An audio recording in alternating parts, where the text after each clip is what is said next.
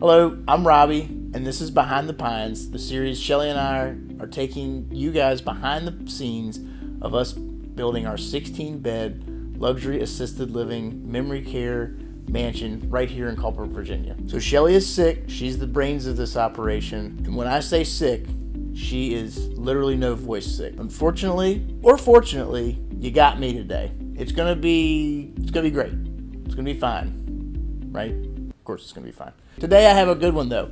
We're gonna talk through the good, the bad, the ugly, and the things that nobody tells you about building a business with your spouse. We couldn't have picked a more riskier topic for me to do a video by myself without all the guardrails. But we're in it now, so let's go. So on the surface, most people think, I'm with this person all the time. Why couldn't we just build a business? It'll be amazing to build your business with your spouse. So, fair, and sometimes it is beautiful, and sometimes it's stressful. But all in all, it grows you together, and you go through a lot of different things. Sometimes you're up talking about budgets and zoning and drain fields and things that you've never ever thought about at 10, 11, and I won't go any farther, late at night when everybody else is out binge watching Netflix. Me personally, I've never been a night owl. I've yet since been somewhat of a convert because of Shelly. So we've started to do more into working late at night to get things done. So number one, we started with a shared vision. Key thing is building a business together only works if you're ultimately heading towards the same destination. You've got to be on the same page. You've got to have that point on the map that you're both shooting for.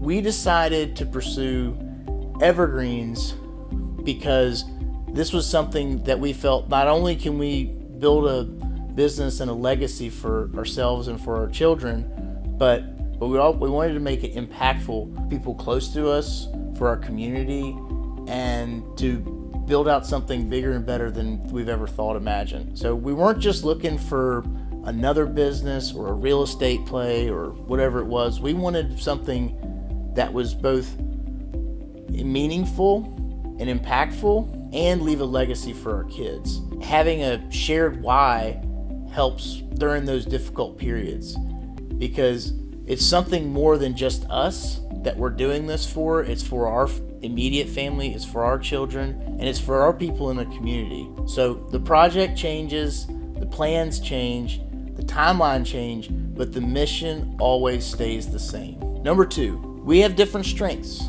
So trying to do the same job creates a lot of frustration. We've learned that in past projects we've done.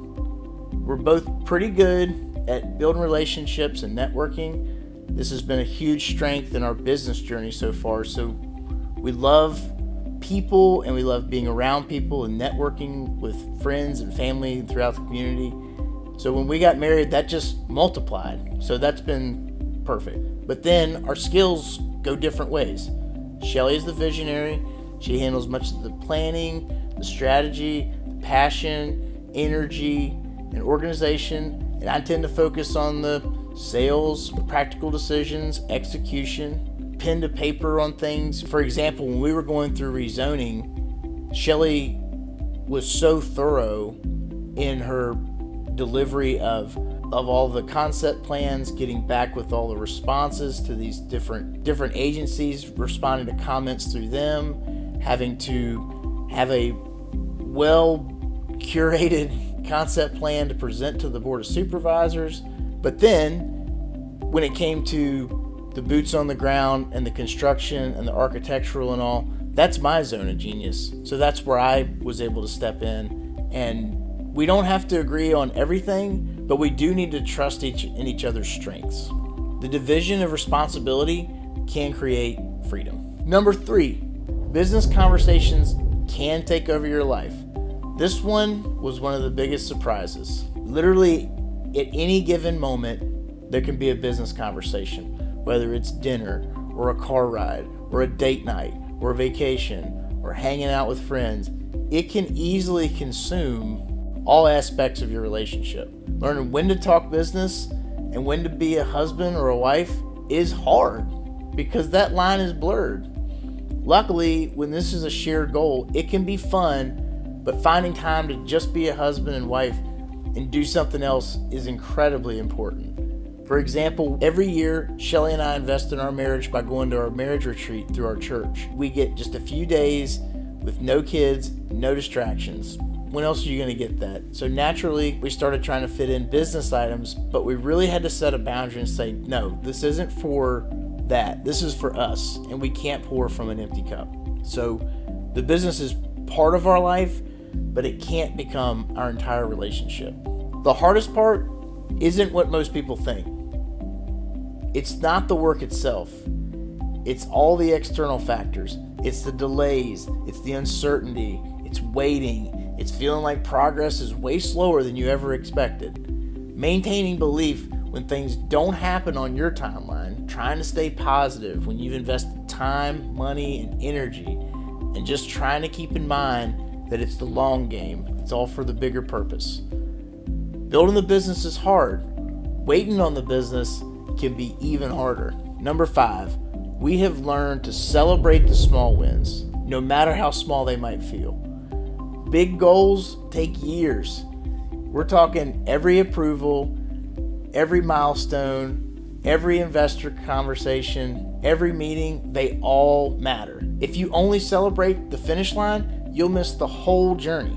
So the biggest point of this is you need enough small victories to sustain a long-term vision. Number 6, what makes it worth it? The biggest point, it has to start and end with purpose. The impact on future residents, this impact on future families, building something that not only you get to be proud of, but your kids get to be proud of, and creating something bigger than yourself and bigger than you never imagined. So when things are going wrong, and it's inevitable, something's going to trip you up, you've got to think, okay, why am I doing this? What is the purpose behind this? And why you do it again? It's because you're wanting to set up something that is so big and beyond yourself. The challenges are temporary, and this impact, it can last for generations. So those are 6 things that we've learned and that we've implemented. But again, we're just learning. We're starting off.